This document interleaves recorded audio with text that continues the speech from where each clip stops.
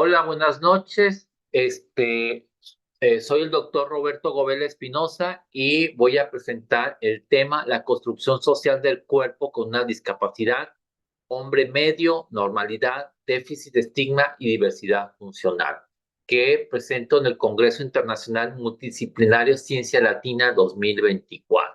Aunque la diversidad es una realidad común en el llamado reino animal, vegetal y en las sociedades humanas, a lo largo de la historia siempre ha existido en todas las sociedades humanas una tendencia a poner un parámetro de normalidad, tanto en el hombre como en las mujeres. Y el pensador clásico que empezó a generar esta idea, que persiste hasta la actualidad, pero con los matices propios del siglo XX, fue Quetelet, el cual, en una obra que vivió entre 1796 y 1874, afirmaba que si el hombre medio, y bueno, yo agrego por cuestión de género, mujer media también, estuviera perfectamente determinado y definido, podemos considerarlo como el tipo o modelo ideal de belleza. Y al contrario, todo aquello que se aleja de ella constituirá las deformaciones o enfermedades. Esto, siguiendo con Drake, ha generado que quienes no cumplen estas expectativas sociales de normalidad se les adscribe en la calidad de desviados, se les castiga, se les pone sanciones y se genera lo que Goldman llama estigmatización. La reacción hacia los ciudadanos que no se adecuan a la normalidad es tratar de cambiarlos, ya sea por un tratamiento punitivo, que es la rehabilitación y la mejora. Y para generarlo se han generado mecanismos de control, los cuales han sido brillantemente descritos por Michel Foucault. De acuerdo a este autor, esos mecanismos se han desarrollado en dos polos. Por un lado, el control del cuerpo individual, el cual había que educarlo e integrarlo a estas formas de control generalmente avaladas por la medicina, pero también por el sistema, digamos, de control social, penitenciario, policial. Y el segundo, el cuerpo especie, a través de la educación o el adoctrinamiento. Entonces, que no se entraban en todo ese parámetro de normalidad eran los desviados. Para que estas formas de control sean más eficientes, se necesita que sean ejercidas por el gobierno y en última instancia por las instancias privadas, para que sean más útiles y por lo tanto se logre este doble control individual y colectivo. Por una parte, el cuerpo individual es adiestrado mediante saberes disciplinarios institucionalizados en colegios, cuarteles, etcétera. Y por otro, la misma vida humana también lo es a través de, como había dicho, la ideología, la cultura, la idiosincrasia. Y también otro mecanismo de control, en este caso de los desviados y en el caso de nuestra ponencia de los cuerpos de las personas con discapacidad, es a través del uso de las normas, que Foucault define como un modelo regulador de las conductas que van más allá de lo jurídico y alcanzan su razón de ser. La norma, en vez de eclipsar a las instituciones jurídicas y a todo el sistema de derecho, al contrario, es un continuo o se vincula con estas formas de control, sobre todo médico o administrativo. Entonces, por lo tanto, eso genera una sociedad normalizadora, en donde excluye a los que no están dentro de la normalidad. Y bueno, ya habíamos referido que una forma de control se genera a través de la medicina, en este caso es el control clínico, y a través generalmente de la medicina, la psiquiatría y un poco la psicología, y de ahí surgió el modelo médico hegemónico o médico rehabilitador, el cual considera a las personas con discapacidad como personas con una enfermedad o con una patología.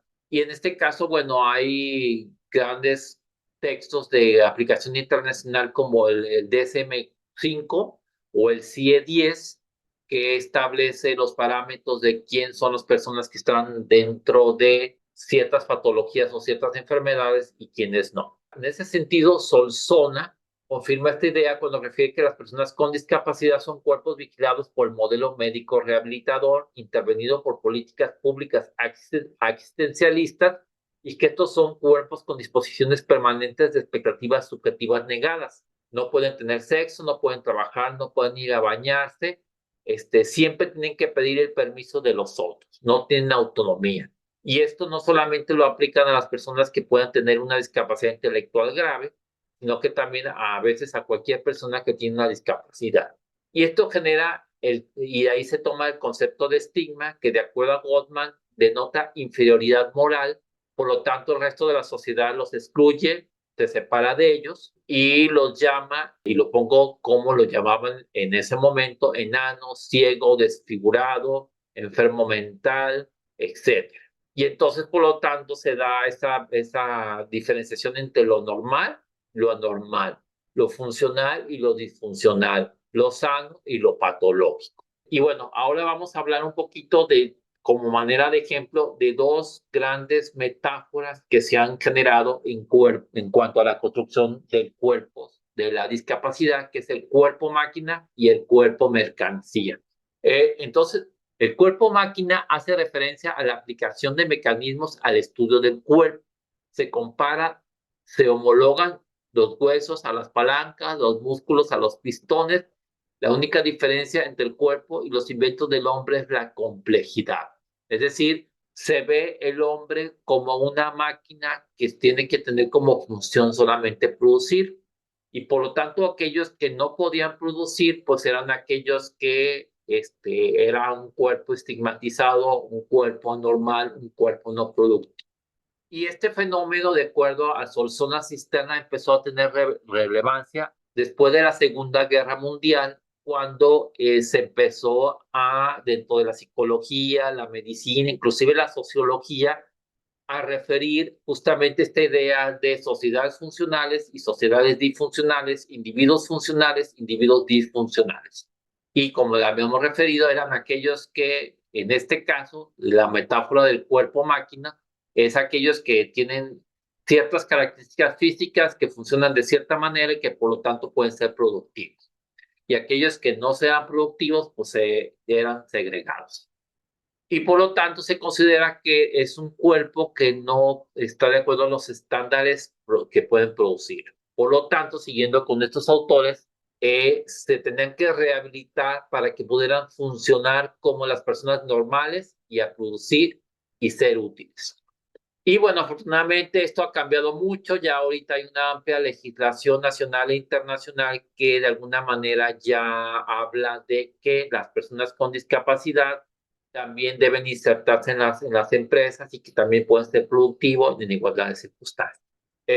Ahora vamos a hablar del cuerpo mercancía y aquí cito a un filósofo, Lipovetsky, que refiere que el cuerpo se ha convertido con el capitalismo y con el neoliberalismo en una hipermercancía medicalizada y esterilizada desde la angustia que genera las corrientes del mercado y la economía global. Entonces, ya la misma mercadotecnia, la misma publicidad ha generado un cuerpo ideal, un ideal de belleza, pero también de alguna manera ese cuerpo ideal a través de las cirugías estéticas, a través de la medicalización, de los anabólicos y bueno, todo ese tipo han generado como esa idea de que yo tengo que no solamente hacer ejercicio, sino medicarme para tener el cuerpo ideal.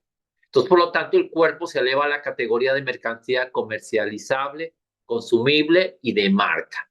La marca cuerpo parece imponerse independientemente de las particulares culturales y del fenotipo. Entonces, independientemente si vives en China, en Argentina, en Perú, en Brasil, en Sudáfrica, se ha impuesto esta idea como del cuerpo ideal independientemente de las construcciones sociales o la normalidad del cuerpo. Entonces, por lo tanto, eso ha generado una idea ideal de cuerpo que todavía ha segregado más a las personas con discapacidad que no entran dentro de esto y por lo tanto se ha generado una fuerte discriminación.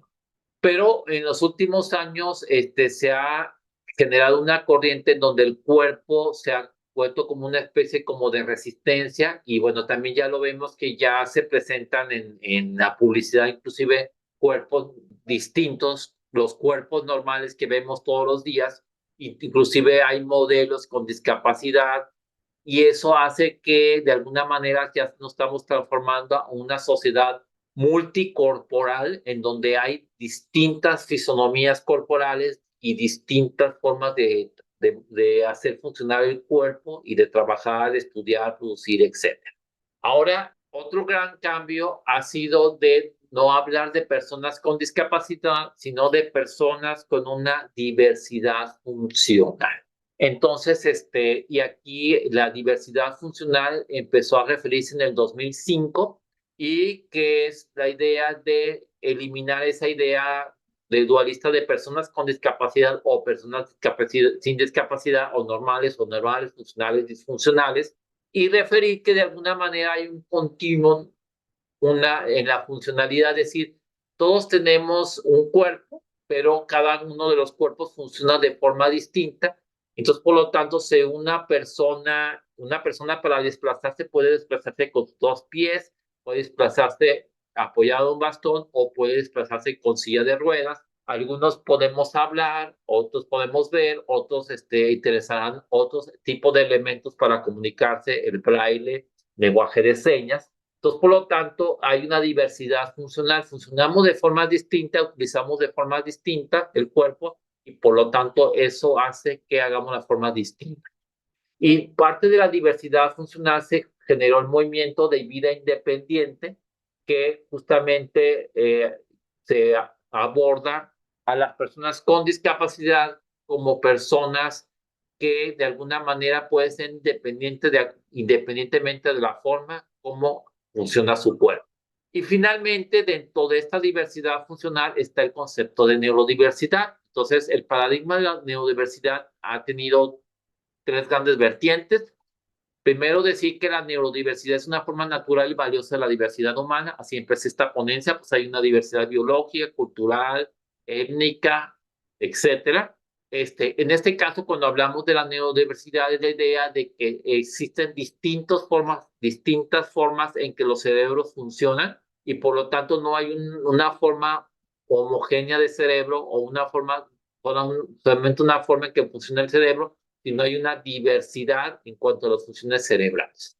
Y en este caso, todos somos diversos, todos somos neurodiversos, y hay otro concepto que es neurodivergencia, que son aquellos cerebros que funcionan de forma distinta, que son las personas que están dentro del espectro autista, las que tienen un déficit de atención y que tienen TDAH, dislexia, discalculia, disgrafía y otro tipo de formas distintas de aprender o conocer. Pero también ha habido un movimiento de la neurodiversidad que justamente busca que se defiendan los derechos de las personas que están dentro de la neurodivergencia. Y en ese sentido, aunque existen, ya para cerrar, aunque existen diversas construcciones tanto de los cuerpos normales como los cuerpos deficitarios, de acuerdo a este lenguaje que ahorita ya se está modificando, realmente vemos que hay distintas construcciones sociales que se han hecho de los cuerpos con discapacidad y que de alguna manera se ha transitado de la idea de déficit, del estigma, de lo desviado, a la idea de que hay una diversidad funcional y que por lo tanto todos funcionamos de forma distinta y empleamos el cuerpo de forma distinta. Y a nivel neurológico y a nivel psicosocial también pasa lo mismo. Son distintas formas en que funciona el cerebro. Algunos han dicho que hay distintos cableados, entonces, por lo tanto, tenemos una percepción distinta de la realidad. Muy bien, muchísimas gracias y agradezco profundamente la invitación del comité organizador del Congreso Internacional Multidisciplinario de Ciencia Latina.